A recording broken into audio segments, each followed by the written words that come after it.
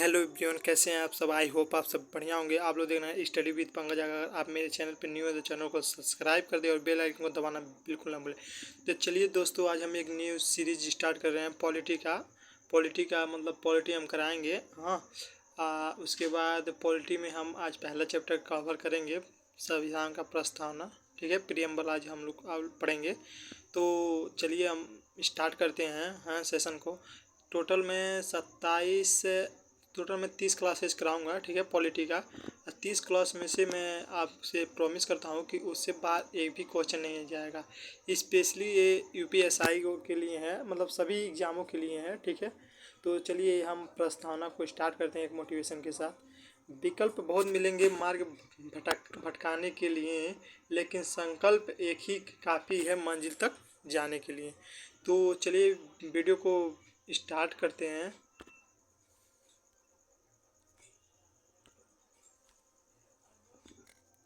तो यहाँ पे हम आ जाते हैं प्रस्तावना में। ठीक है, तो यहाँ पे हम डिस्कस करते हैं भारतीय संविधान। ठीक है, भारतीय संविधान को हम पढ़ेंगे इसमें प्रस्तावना में। ठीक है, तो यहाँ पे है आमुख, प्रियम्बल। ठीक है, प्रियम्बल को हिंदी में आमुख कहते हैं, तो प्रियम्बल प्रस्तावना भी होता है। ठीक है, तो यहाँ पे इसका चलिए प्रस्तावना का हम परिभाषा देख लेते हैं। यह एक परिचयात्मक कथन है। यह है उन मूलभूत सिद्धांतों उद्देश्यों को रेखांकित करता है जिन पर संविधान देश का कानून बनाया गया है। ठीक है, तो चलिए इस सब पे इतना हम आपको विश्वास दिलाते हैं कि इसमें सिर्फ हम प्रियम्बल जो प्रस्तावना है इसमें एकदम अच्छे कंटेंट जो हैं सब चीज़ से, लक्ष्मीकांत से, पॉलिटी से, फिर लुसेंट जीएस से, मतलब सब यहाँ से मतलब ढूंढ के मतलब लाए हैं। ठीक है, तो चलिए इसको हम करते हैं।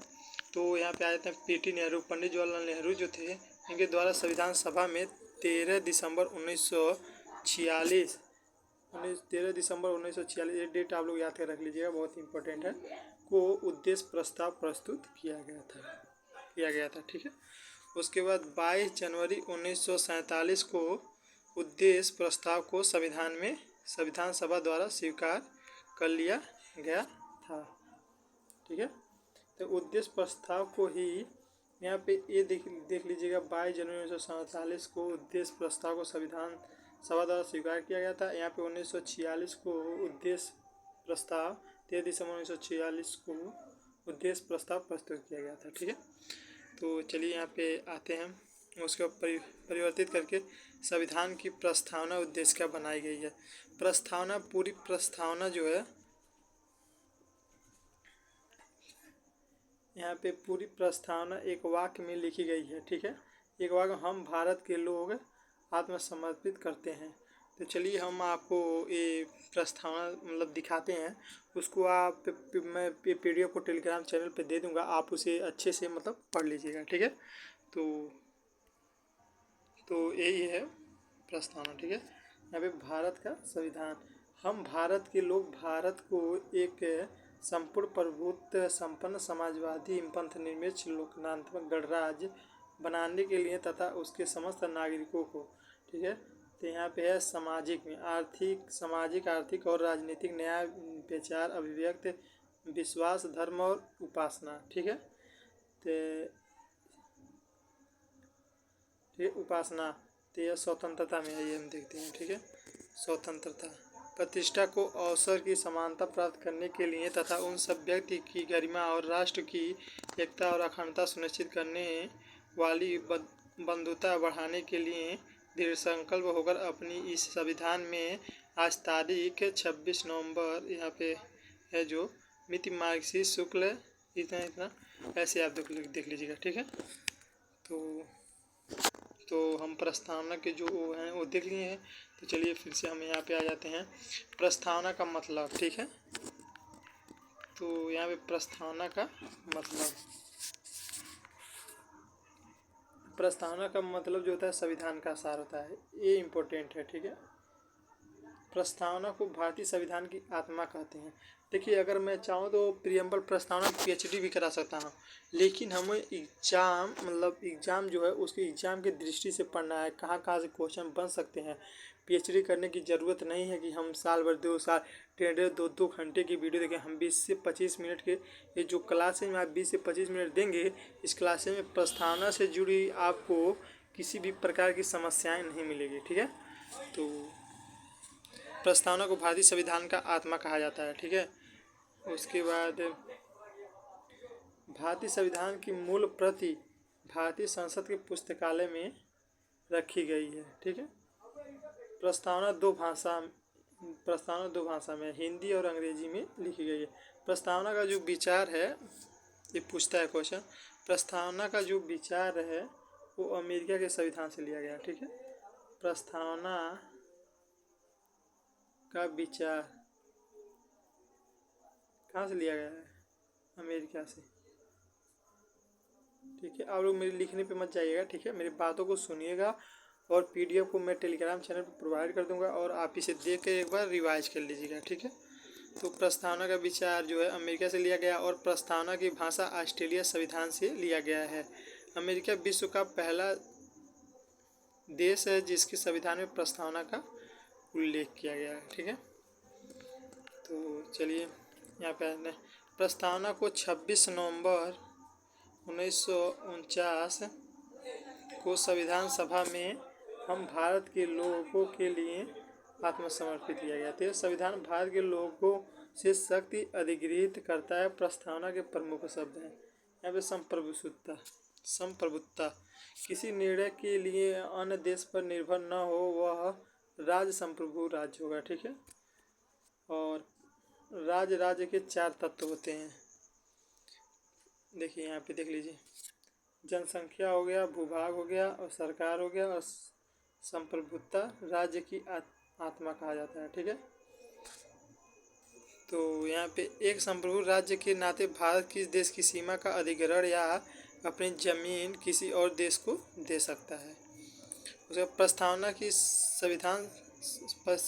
प्रस्तावना में संशोधन किया जा सकता है अब तक एक बार संशोधन। ये बहुत ही इम्पोर्टेंट क्वेश्चन है। ऐसे क्वेश्चन दे देगा, प्रस्तावना में कितनी बार संशोधन किया गया है, तो ऑप्शन दे देगा 1 2 3 4 ऐसे ऑप्शन करके दे देगा। तो आपको क्या करना है, एक पे क्लिक कर देना। ठीक है, अब तक एक बार ही संशोधन किया जा चुका है प्रस्तावना में। ठीक है, वो भी 42वां संविधान संशोधन। ठीक है, 42वां संविधान संशोधन द्वारा जोड़े गए 42वां संविधान संशोधन 1976 को 42वां संविधान संशोधन 1976 को समाजवादी पंथनिरपेक्ष अखंडता को क्या किया गया था, जोड़ा गया था। इसको देख लीजिएगा, इम्पोर्टेंट है। समाजवादी यह समाज के लोकतांत्रिक शब्द है, ना कि साम्यवादी समाजवाद जहां व्यक्ति को कम तथा समाज को ज़्यादा महत्व दिया जाए। भारत में दोनों का महत्व दिया जाता है, इसलिए मिश्रित समाजवाद कहते हैं। ठीक, तो यहाँ पे आते हैं कि लोकतांत्रिक समाजवाद का उद्देश्य गरीबी, अपेक्षा, बीमारी, असमानता समाप्त करना है। ठीक है, भारतीय समाजवाद मार्क्स और गांधी मिला जुला रूप है। 1991 में आर्थिक नीति ने थोड़ा कमजोर किया। ठीक है, यहाँ पे धर्मपंथ निरपेक्ष जो है, धर्म से कोई अपेक्षा न हो। ठीक है, एज फ्रांस जैसे कोई धर्म नहीं है, फ्रांस का कोई धर्म नहीं है, सिर्फ कानून ही सर्वोपरि है, मतलब कानून ही फ्रांस का सब कुछ है। पंथ निरपेक्ष किसी पंथ को अपना सकते हैं, अर्थात सभी धर्म समान है। भारत कोई धर्म राज्य नहीं है, अथवा भारत में राज्य का कोई धर्म नहीं है। संविधान के जो क्रम है, प्रभुत्व संपन्न, समाजवादी, पंथ निरपेक्ष, ये क्रम कितने बार एग्जाम में पूछा हुआ है। ठीक है, आप लोग इसे देख लीजिएगा, PSPL ऐसे ट्रिक याद कर लीजिएगा।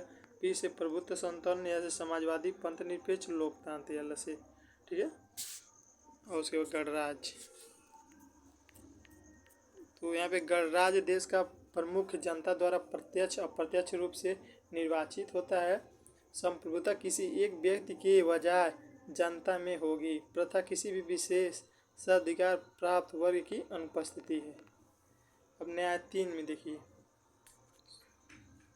न्याय 3 जो है सामाजिक, आर्थिक, राजनीतिक। मतलब न्याय में 3 ही बातों का चर्चा किया गया, सामाजिक, आर्थिक और राजनीतिक। ये पूछता है, वेरी वेरी मोस्ट इम्पोर्टेंट न्याय में।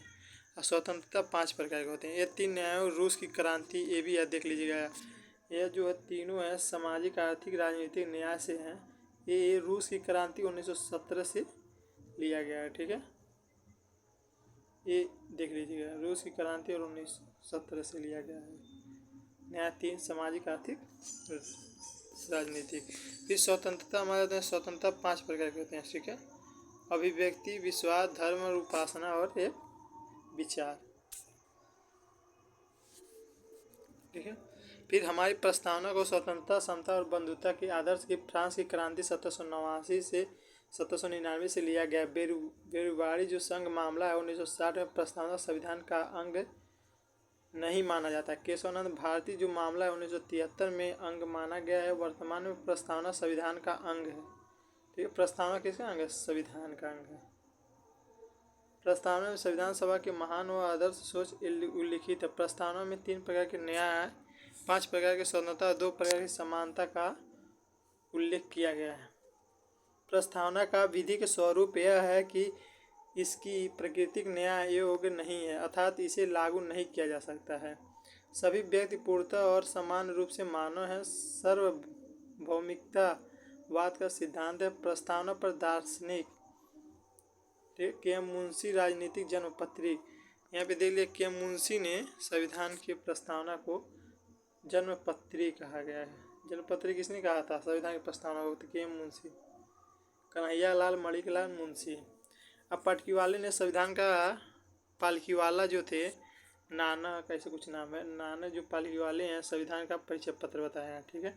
जन्मपत्री पूछते थे के एम मुंशी और परिचय पत्र जो होता है वो बता नाना पालकीवाला, ठीक है।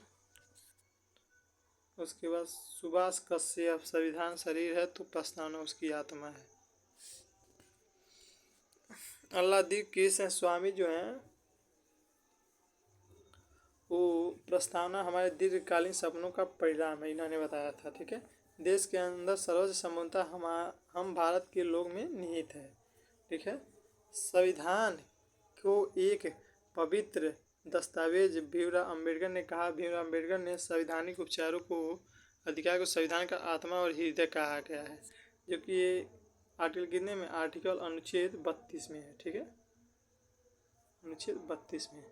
देखिए फ्रेंड्स, आप लोग 2 घंटे 3 घंटे इसका 1 घंटे 1.5 घंटे पॉलिटी का मतलब क्लास लेते हैं प्रस्तावना का, तो इससे कोई फ़ायदा है नहीं, ठीक है। हमको वही प्रश्न जो हमारे एग्जाम में हूबहू देखने को मिल जाए, ठीक है।